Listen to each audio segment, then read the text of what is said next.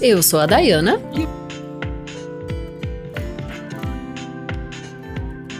Um dos clássicos do romantismo em língua inglesa, uma poesia clássica também da literatura fantástica.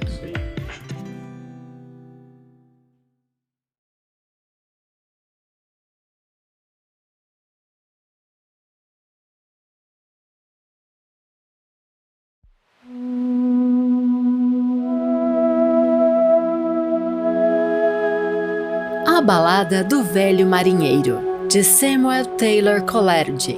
Tradução: Alípio Correia, de Franca Neto.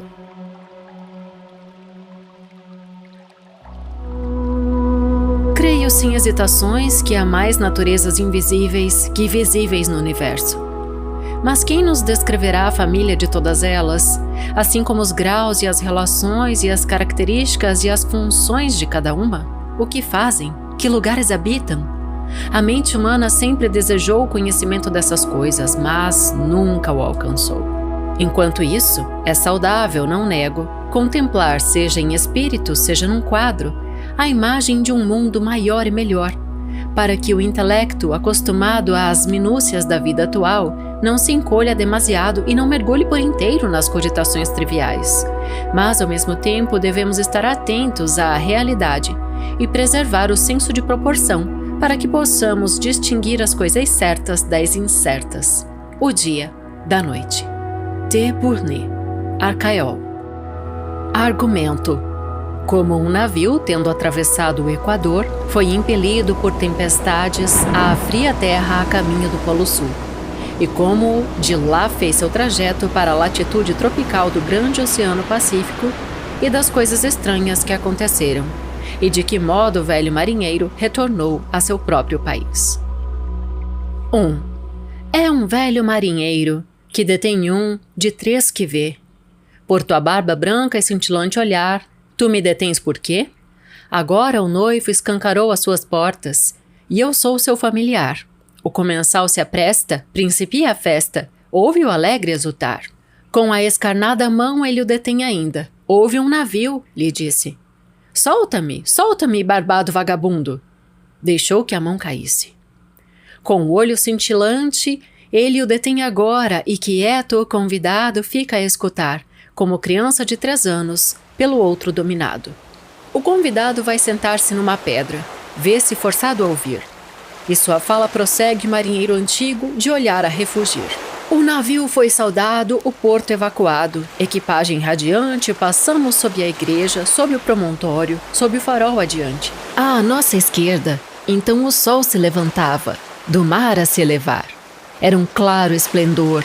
Depois ia se pôr à direita no mar, sempre, sempre mais alto, até que sobre o mastro pairava ao meio-dia o ouvinte contrafeito aqui bateu no peito.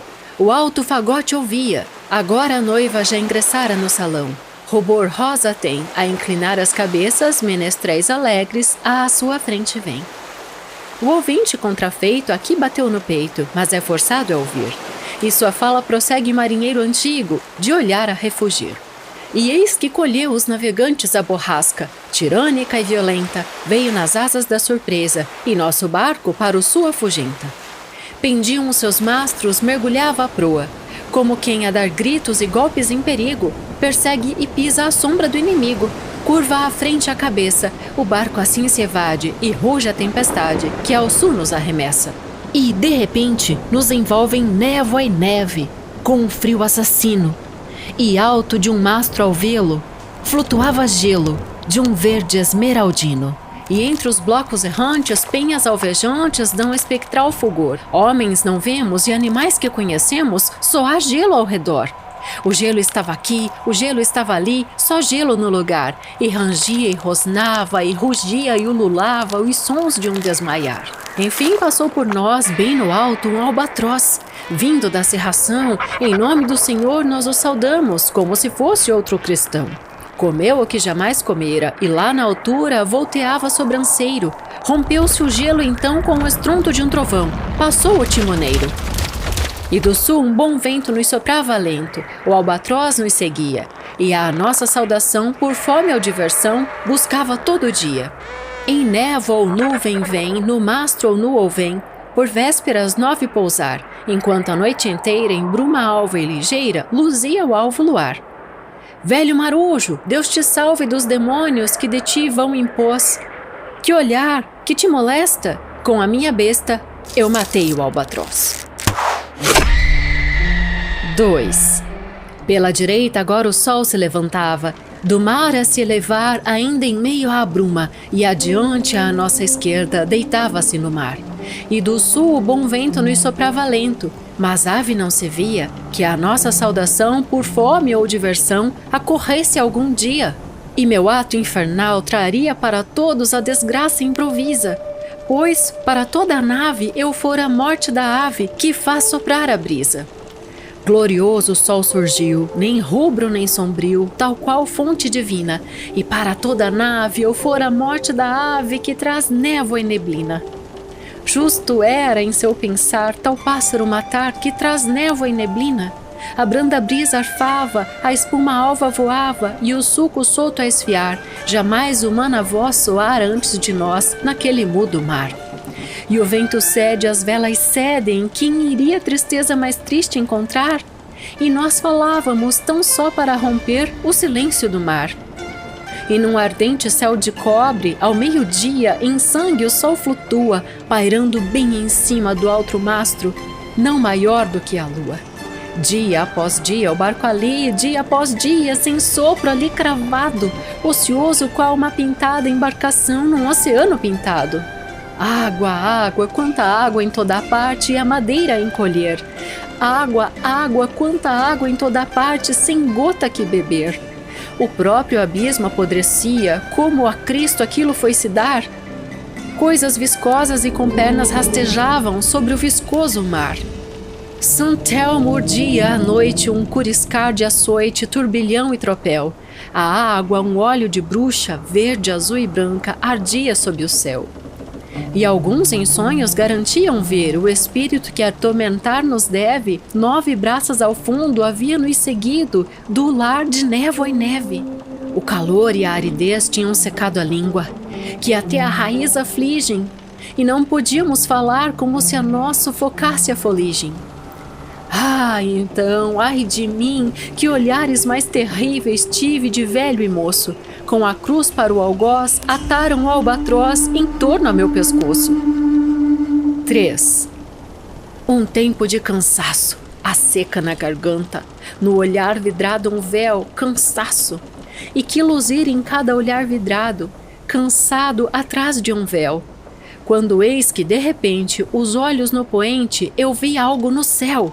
De início parecia uma pequena mancha, e depois uma bruma. Avançava e avançava, até que, certa forma, ele tomou em suma. Uma mancha, uma bruma, certa forma, em suma, e sempre, sempre avança, como a esquivar-se de um espírito marinho, mergulha e vira a dança. Com garganta insaciada, boca negra assada, riso e pranto cancela. Nessa aridez, ante a equipagem muda e langue, o meu braço mordi, suguei o próprio sangue e gritei, uma vela! Com a garganta insaciada e boca negra assada, atônitos parecem. Graças a Deus! Exclamam. Riem bastante. E todos tomam fôlego naquele instante como se eles bebessem. Vede, vede! Gritei. Não mais vacila. Vem salvar-nos certamente. Navega firme com a quilha levantada, sem vento, sem corrente. Agora o oceano no ocidente era um incêndio. À tarde no arrebol, quase pousara sobre o oceano no ocidente, largo e luzente o sol. Foi quando aquela forma estranha se interpôs, justo entre nós e o sol, e com barras o sol logo ficou listrado. Oh, Mãe do céu, socorre o crente! Parecia espiar por grades de masmorra com um rosto enorme e ardente. Ai de mim, eu pensei, e o peito martelava. O espaço como ganha? Seriam suas velas o que ao sol cintila como teias de aranha?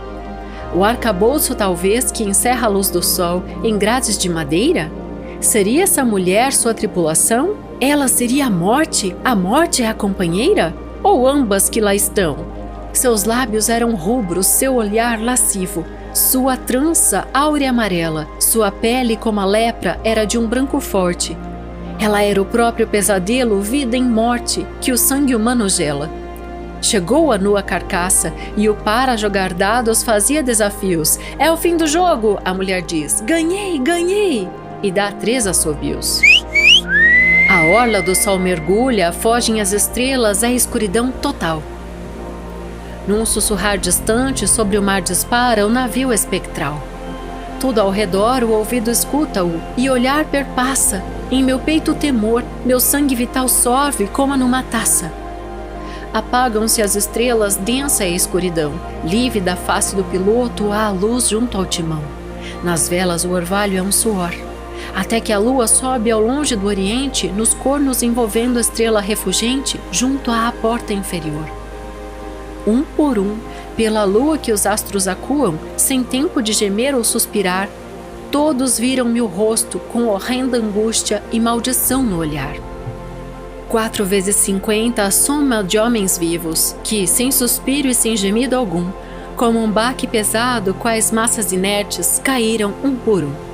Suas almas voaram para a danação, ou para a eterna paz, e essas almas silvaram ao passar por mim, qual minha seta o faz.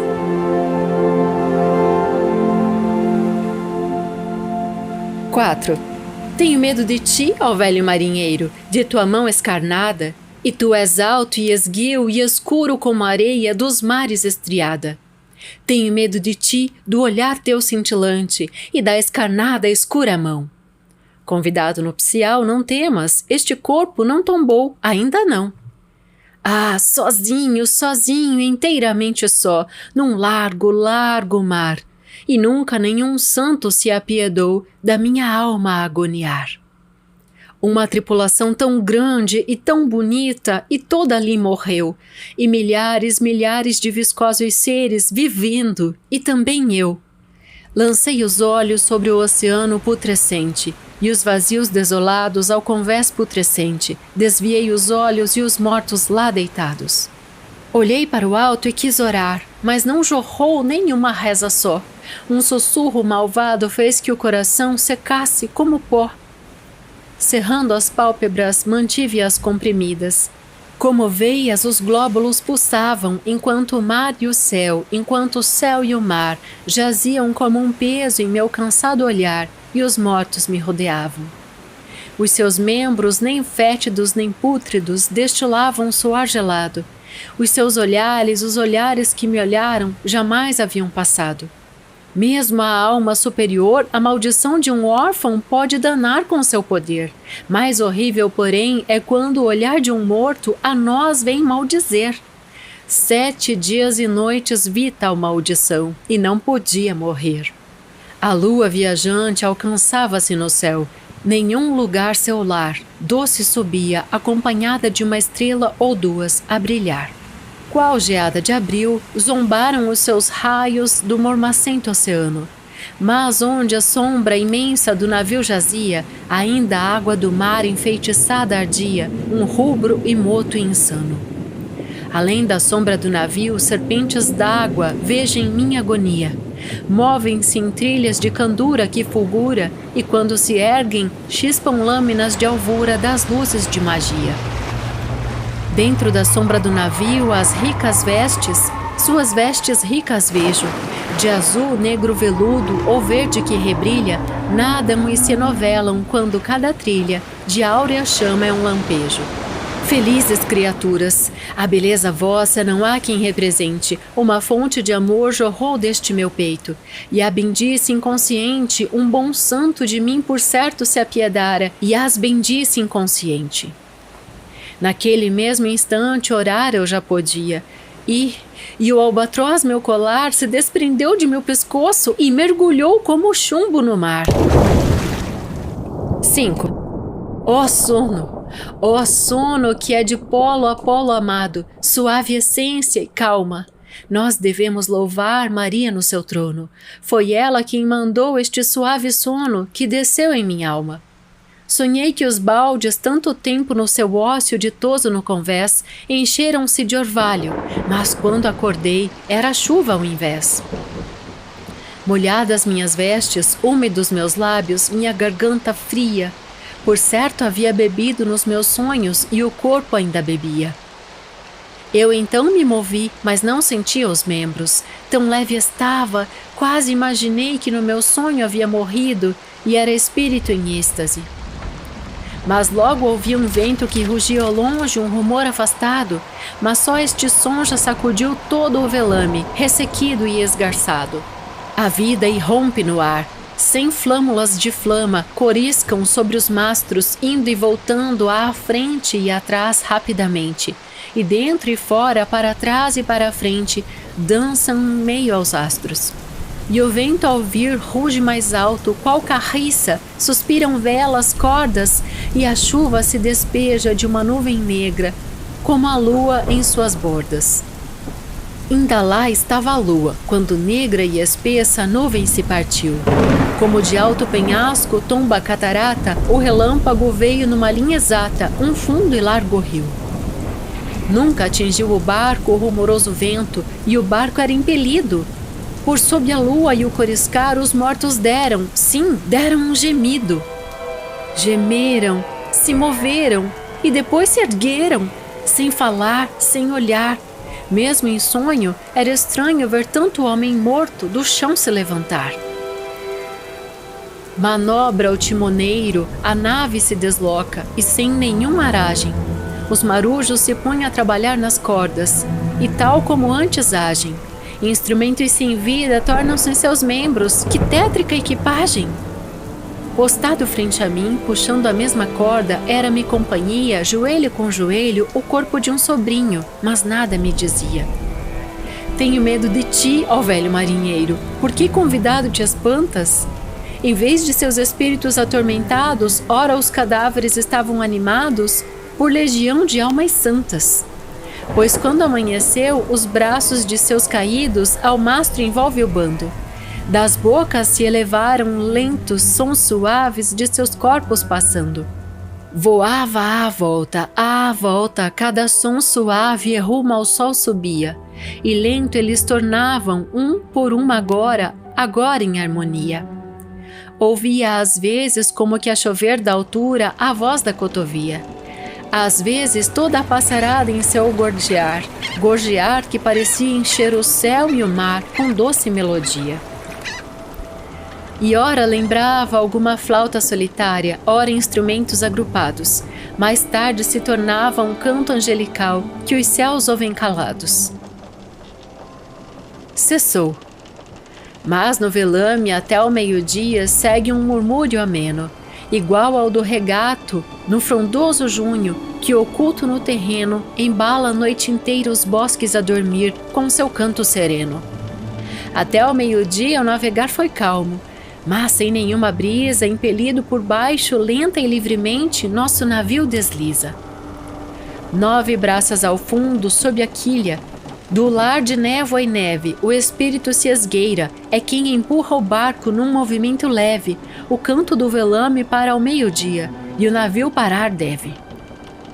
A pico sobre o mastro, o sol o havia cravado naquele oceano manso, mas num minuto ele voltou a se mover, num breve e duro avanço.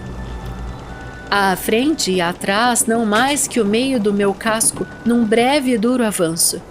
Então, como um cavalo escarvador que é solto, saltou inesperado, fez que o sangue à cabeça me subisse e caí desmaiado.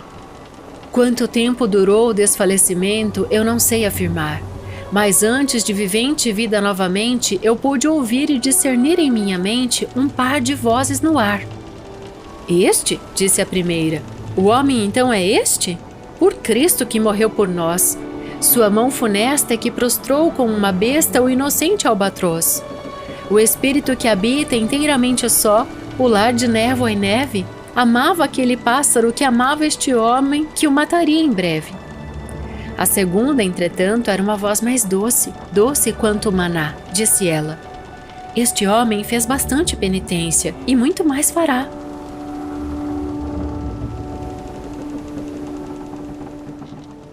6. Primeira voz. Mas diz-me, narra mais, e continua Teodosi replicar, por que veleja tão veloz este navio que está fazendo o mar? Segunda voz. Ah, mar, imóvel como o escravo ante o Senhor, sopro algum tumultua.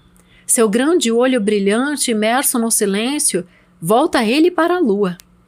Para o caminho descobrir, pois ela o guia, em bonança e procela. Eis ali, meu irmão, quanta benevolência lhe transmite o olhar dela. Primeira voz. Porém o que, se inventa ou vaga, a esse navio ir tão depressa faz? Segunda voz. Fendem-se à frente os ares para sua passagem e fecham-se por trás.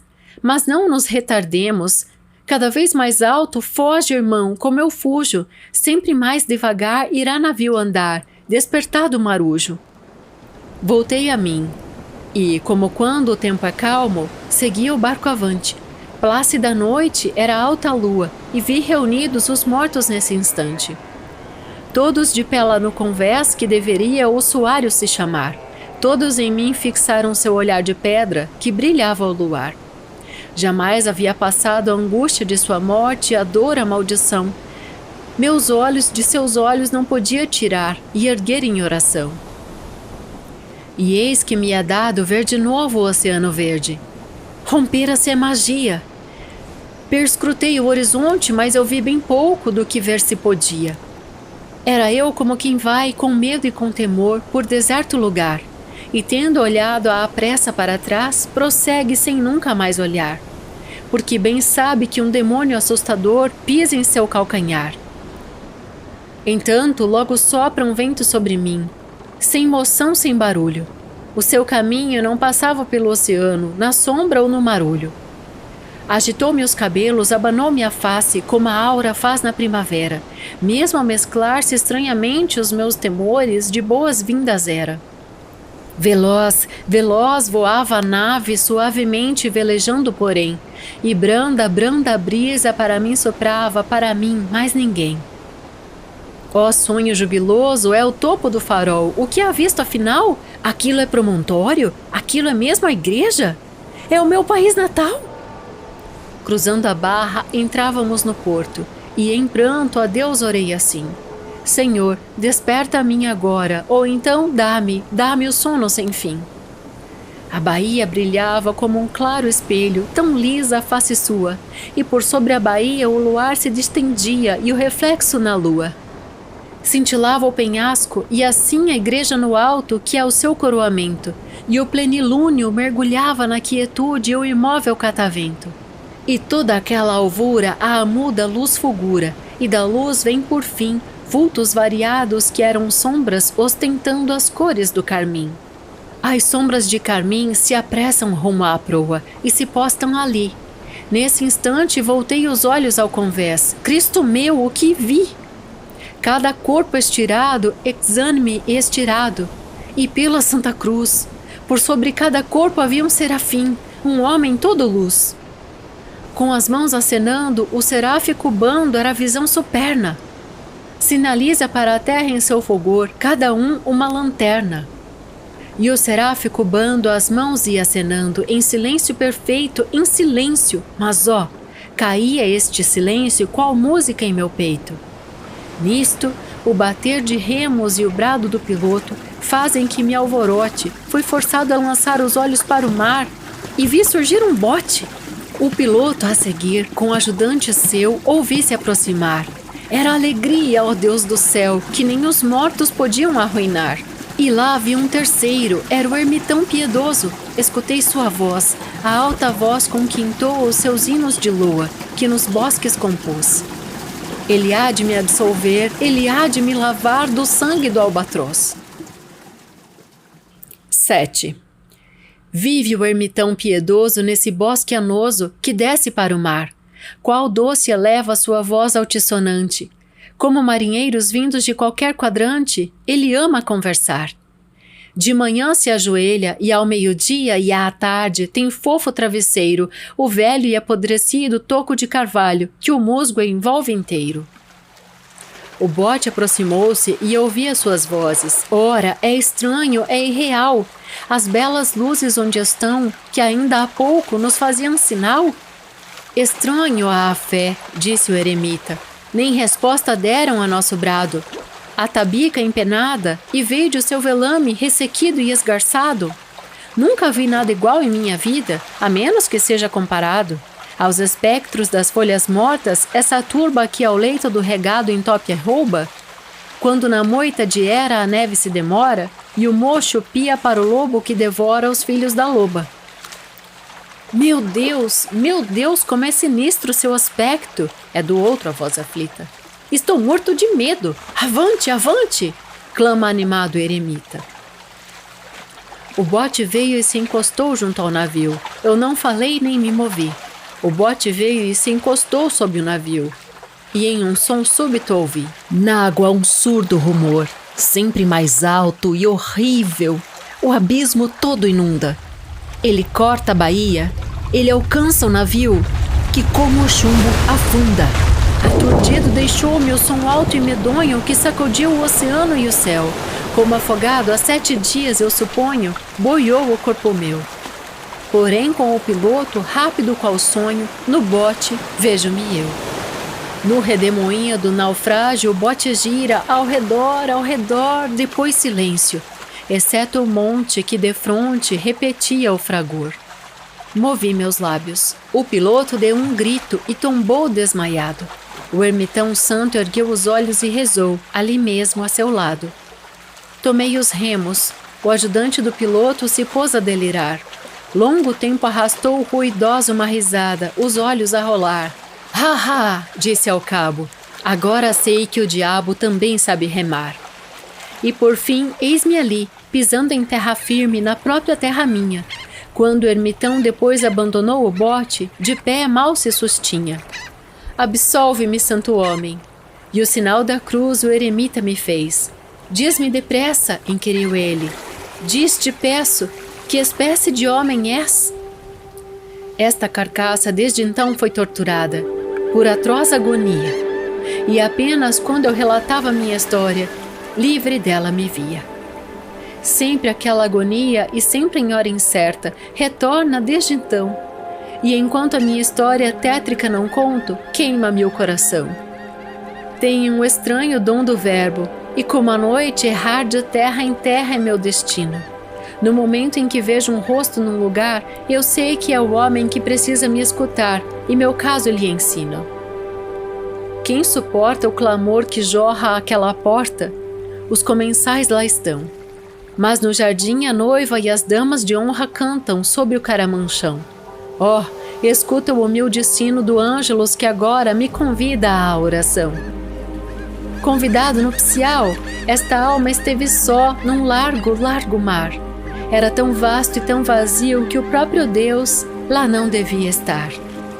Oh, bem mais doce do que as bodas para mim, porque a maior doçura é encaminhar-me em companhia para a igreja na devoção mais pura. É encaminhar-me em companhia para a igreja na devoção mais pura. É encaminhar-me em companhia para a igreja e orar à luz das velas, enquanto cada qual ao Pai dobra os joelhos, bons amigos, crianças, jovens, velhos e as alegres donzelas. Adeus, adeus, porém acrescentar convém, convidado nupcial. Somente reza bem aquele que ama bem, homem, ave e animal. Somente ora melhor quem sabe amar melhor a tudo, grande e miúdo, pois o bondoso Deus que tem amor por nós, Ele fez e ama tudo. E foi-se o marinheiro, cintilante o olhar e a barba branca e vasta, e das portas do noivo o convidado agora lentamente se afasta.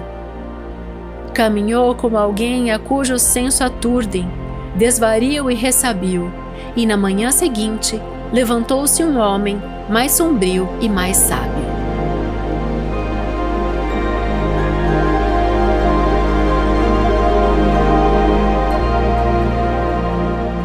E esse foi A Balada do Velho Marinheiro, de S.T. Coleridge. Gostei desse último verso ali, Lucas. Quem ouve uma história sempre fica mais sábio. Mais velho e mais sábio. Mais triste e mais sábio. É isso. Mas no teu caso, que tá aqui ouvindo a gente, você fica mais feliz. E mais sábio. Não teve... Não foi tão trágico, né, o final. Não, o Apesar final... de que ele... o conto vai pra tantos lados, assim, que até dá... Você fica pensando se aquilo aconteceu mesmo, ou se ele não morreu com todo mundo, né? Pois é, e aí tem a parte, até uma partezinha que eu coloquei no nosso @leitura de ouvido, de um trechinho durante a gravação, quando a pessoa que tá ouvindo a história dele, e essa que é a pegada, a gente já vai explicar isso melhor, fala: tenho medo de ti, velho marinheiro. Né? Porque daí fala das mãos dele descarnadas, da figura dele escura e estranha, né? Então, porque parece que ele também meio que virou um fantasma em vida, mas isso é justificado no próprio texto. Vem ficar alimentando as pombas no pier, contando história. Ah, você tá falando, ele é um arquétipo. Tô colocando um arquétipo. Entendi. Né? Isso no texto. Mas é interessante porque tem um momento no texto, eu vou passar a sequência, mas quando... os dois espectros, lá, as duas entidades jogam dados, até usa esse termo, jogam dados para ver quem fica com quem. Um desse espectro é a morte e o outro é a vida em morte. Aí a morte ganha a tripulação e a vida em morte ganha o marinheiro. Por isso que ele não morre. Daí é ela que ajuda ele a sobreviver e a, enfim, sair desse oceano vasto e voltar para sua terra natal. Mas tudo começa com ele matando o albatroz. Né? E então, vamos falar disso. Vamos falar da sequência da análise desse poema. Que é um poema. É um poema narrativo. Que pareça, ainda mais ouvindo, assim, né? Em vez de lendo, que você não tá ali na tua frente, a estrutura, né, certinho. Não parece que é um poema, né? E, na verdade, ele é todo... Você trouxe, né? Você estava me contando como é que ele é estruturado, né? Então, essa edição que eu trabalhei, ela é toda ilustrada com gravuras de Gustave Doré, né? Que é o francês. Você viu que bonitas? Então, e são 7 partes, né? A gente tem 7 capítulos e é um poema narrativo, porque a gente percebe que tem um enredo que vai norteando a estrutura dos versos, né? O tradutor desse texto é Olímpio Corrêa de Franca Neto. Ele fala que, como a estrutura, o autor utiliza as quadras e versos octassílabos. E as rimas são mistas, às vezes são ricas, às vezes são pobres, né? Mas é uma forma não fixa, e é bem interessante porque a gente tem momentos de um verso assim mais longo, que ocupa a linha inteira, e versos mais curtinhos, né? Que esses octassílabos, normalmente eles ficam mais curtos, né? Ou um verso médio ali, né?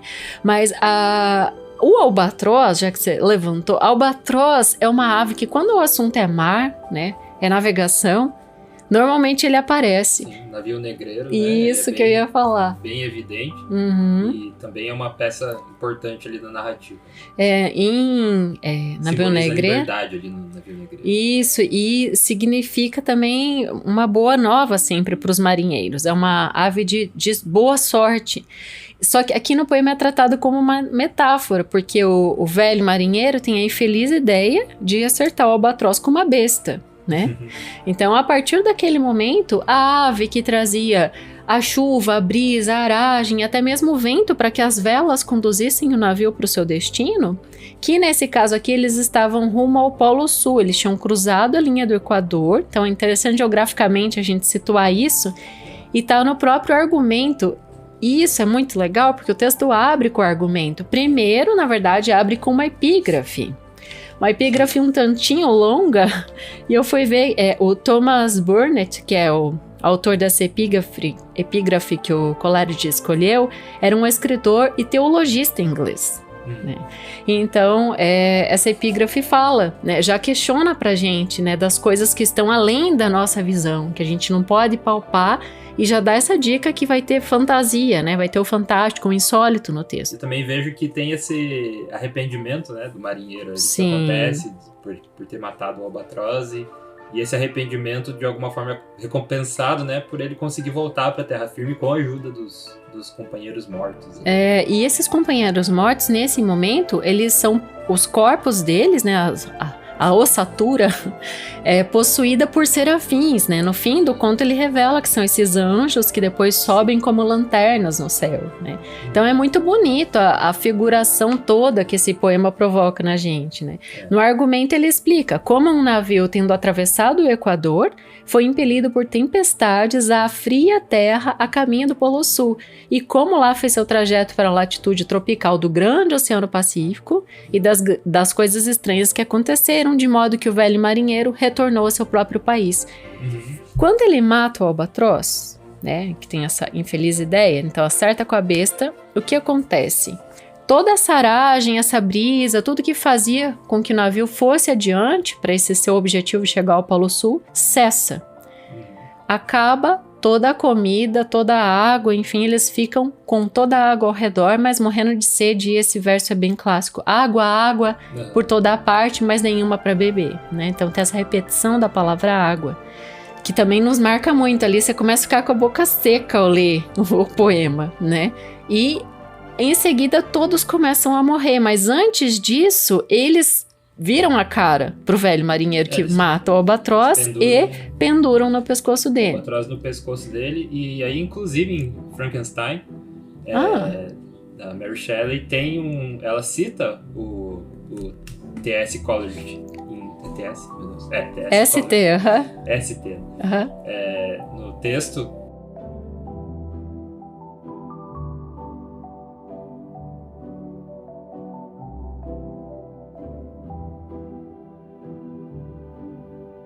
Né? Olha então, só. Ele criou um monstro e...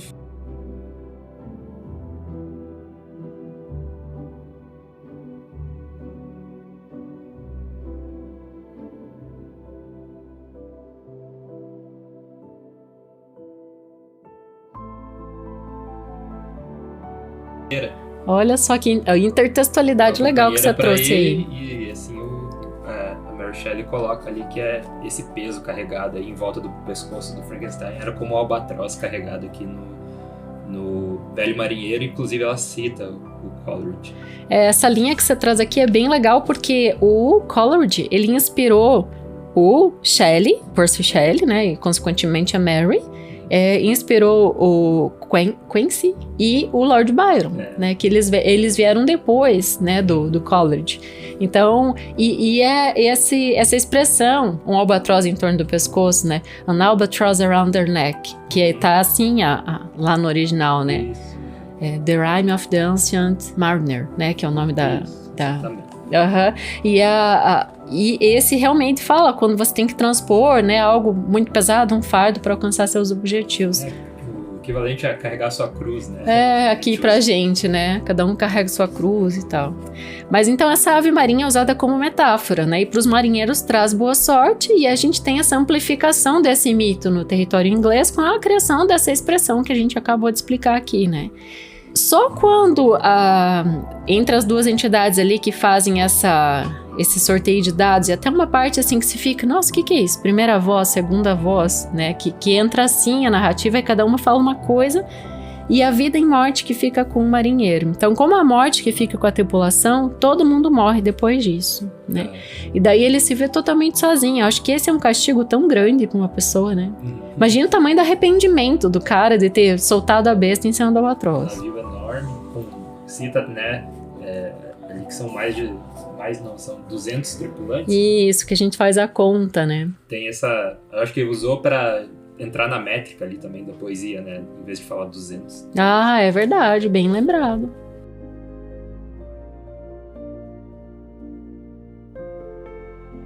Nossa, é realmente uma coisa a se pensar. Até aqui, quando a gente fala de estrutura do poema, que a gente estava comentando antes, a gente tem a parte 1, o primeiro capítulo termina quando ele joga a besta no albatroz.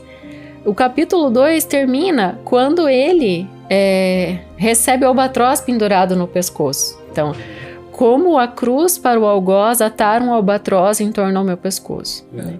E daí vai, a partir disso que vem essas entidades que a gente estava comentando aqui e fazem porque ele enxerga isso, primeiro uma vela ao longe, e é um navio fantasmagórico, na verdade, que vem trazendo essas duas entidades. E a partir dali, você vai perceber que até esse momento, até o 3, ele fala de sol. Ele fala de sol, do sol quente, da sede e tudo mais. Aí, depois ele começa a falar só de lua.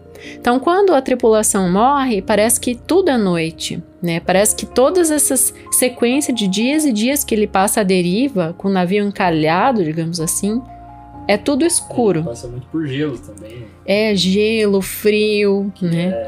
Inclusive, é abordado bastante, eu acho, para...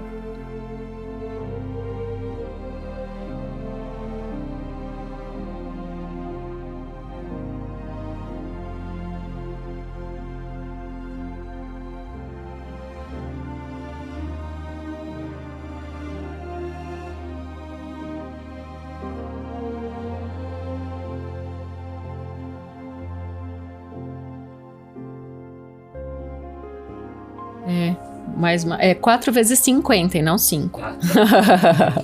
A soma de homens vivos.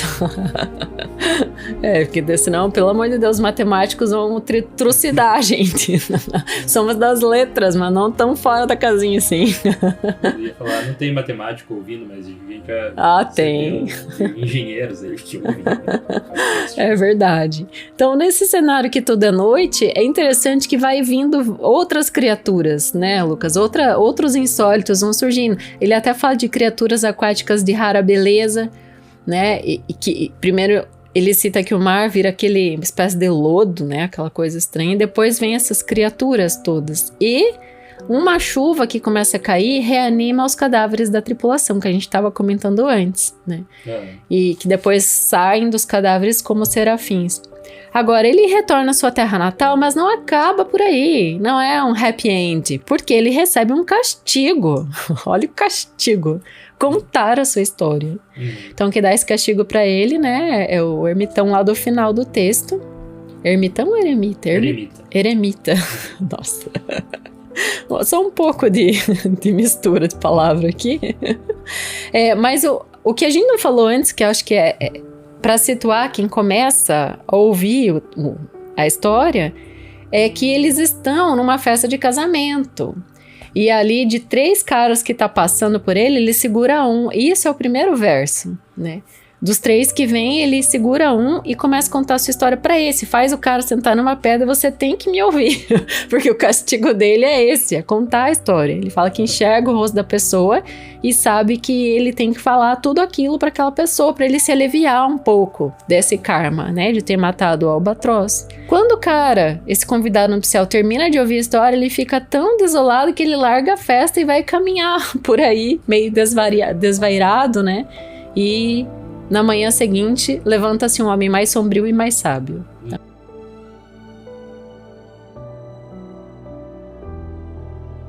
Velho marinheiro. Agora, situar um pouquinho como é que surgiu essa produção, né?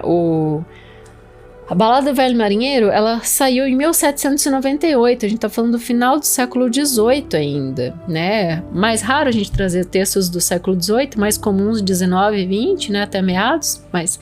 Então, junto com seu amiguinho, William Wordsworth, o Samuel Coleridge compôs as baladas líricas, né? E eles ficaram anos e anos trabalhando, de 1797 a 1816. Mas tão logo sai, né, uma parte dessa balada, assim, que sai a Balada do Velho Marinheiro nela, a gente tem já essa fama começando a se espalhar, né? Então esse poema se destaca entre todas as baladas que eles escrevem. William e a irmã dele conhecem o Coleridge, eles viram amigos, os 3, e escrevem muitos poemas a partir desse momento, assim. Depois a amizade esfria, eles se afastam, mas no fim da vida não tem mais contato, mas juntos eles têm o epíteto de fundadores do romantismo inglês. Então esse poema é muito importante, é clássico realmente na literatura inglesa.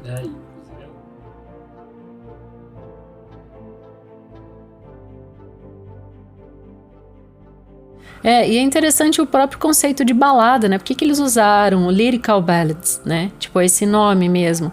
Porque é um tipo de poema narrativo e ele tem essa questão da dança meio misturada, né? Porque vem do latim o termo ballare, que significa uma peça musical acompanhada de canto e de dança, né? E tem também o elemento do fantástico, um pequeno poema narrativo de assunto lendário ou fantástico, né? Que é totalmente... A gente tem que lembrar que o iluminismo, né, depois da questão do iluminismo, parece que o poeta tem essa necessidade, né, de...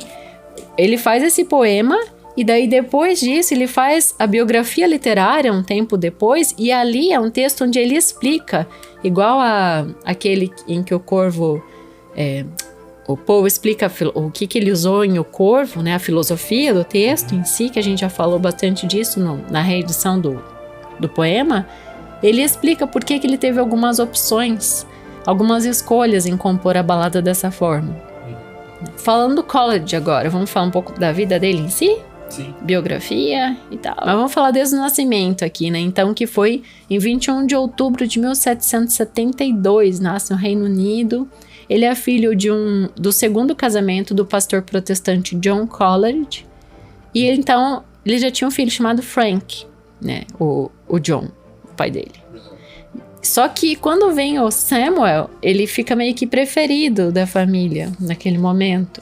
E o irmão mais velho começa a perseguir ele, né? E o que ele faz?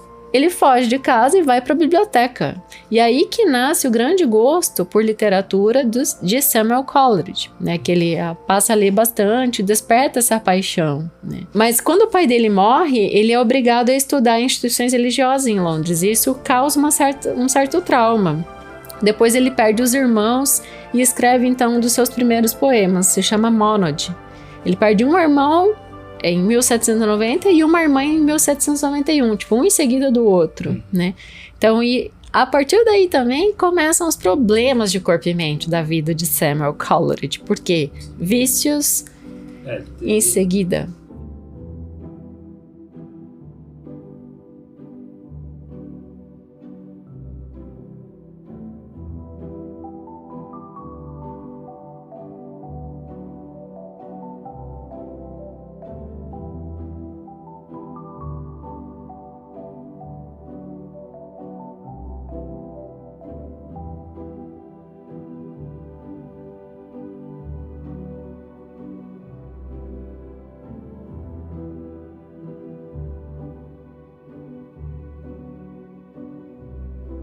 É bem interessante essa corrente, porque ele chega a se alistar no exército com um nome falso, de Silas, ao invés de Samuel Silas.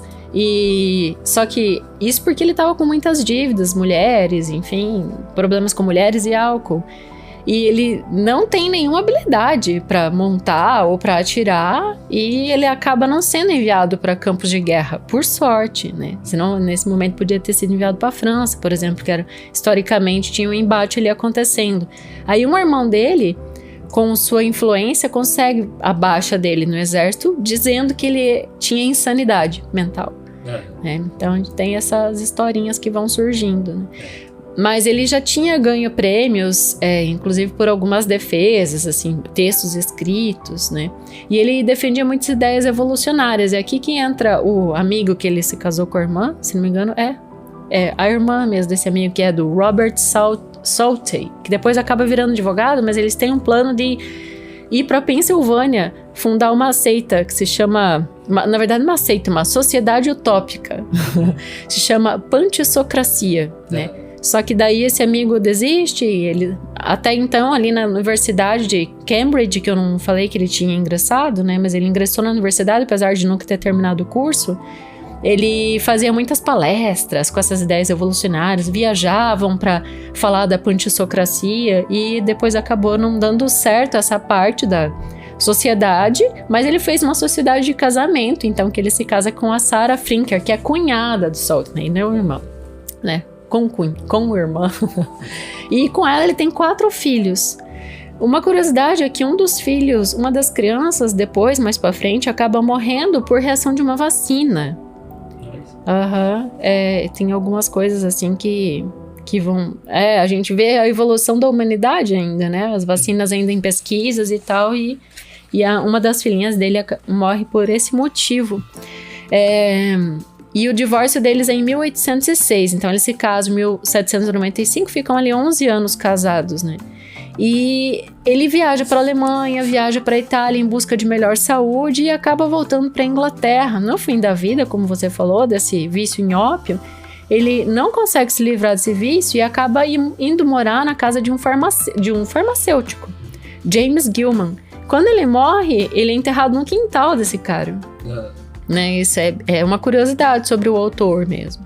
E daí as filhas, enfim, a filha dele resgata então os escritos dele, começa a organizar as suas obras e eles têm algumas publicações então a partir disso.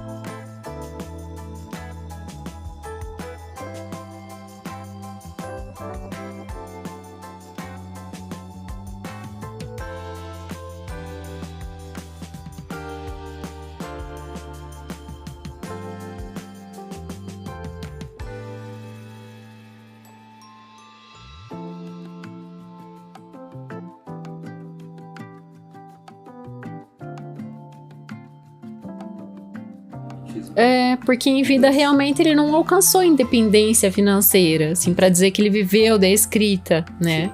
Ele mais viveu palestrando mesmo, assim, só que acabou sendo a poesia, que é o que ele menos dava atenção, que é o que fica mesmo para prosperidade, né? Até vou trazer o nome aqui de quem organizou seus escritos: um sobrinho, Henry Coleridge, e a esposa dele, a esposa Sarah, né, que era filha de Coleridge. A esposa do Henry era filha do Coleridge. Então, o casamento entre família também é algo que acontecia muito, né?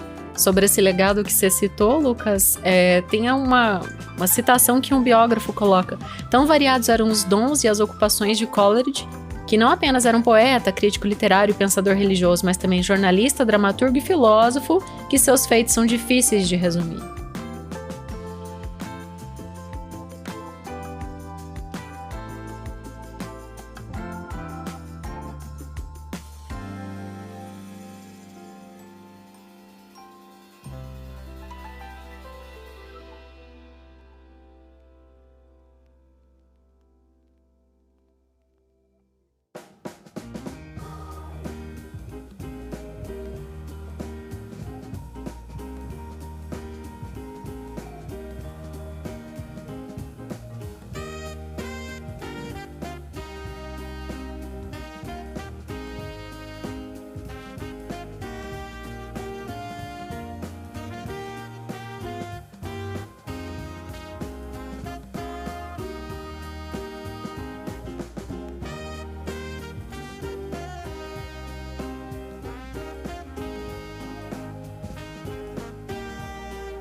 E a arte de capa.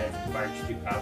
Você recebe no teu e-mail toda sexta-feira com um assunto do estudo assim, bem aprofundado do autor e da obra, né? Então, pra quem gosta de literatura, é bem legal. Então, como se fosse um clubinho de leitura. Né? Uhum. E os nossos apoiadores são eles: Adalberto Machado Santos, Agnaldo Ângelo Silveira Rebouças, Alberto Alpiri, Ana Cláudia Chaburi Lopes, Ana Novaes, Augusto Marques Ramos, Bruna Foltz Coutinho, Bruno Guedes com o Grupo Branco, Cláudia Lubi, Cristiana Castanho Ferraz, Daniela Caroline de Camargo Veríssimo, Eduardo Quartinho, Elaine Vieira Ferreira, Fabiana Maria Landir, Felipe Cronato, Isabel Araújo Alves, Jaqueline Conte, Kelly Torquato, Lina Soares, Lucas Pereira da Silva, Marco Aurélio Marques de Queiroz, Marcos Vinícius, Maria Lúcia Riquibardi, Mauro Catarina Vieira da Luz, Matheus Simão Brum, Mônica Tocardi, Nariel Arruda Borba, Patrícia Albuquerque, Paulo José Pereira de Rezende, Paulo Moura, Harmana Frais Yachitsky, Sérgio da Silva Moreira, Sérgio Juarez Rico da Luz, Silvana Silva, Valéria Batista Pereira, Wagner Lúcia Alves, Zenilda Ribeiro da Silva. Obrigado aí, apoiadores do Leitura de Ouvido, mais uma vez, se você quer ser nosso apoiador, é em apoia.se/leitura de ouvido ou pela chave Pix, leitura de ouvido, @gmail.com. E lembre-se que após uma história você sempre fica mais sábio.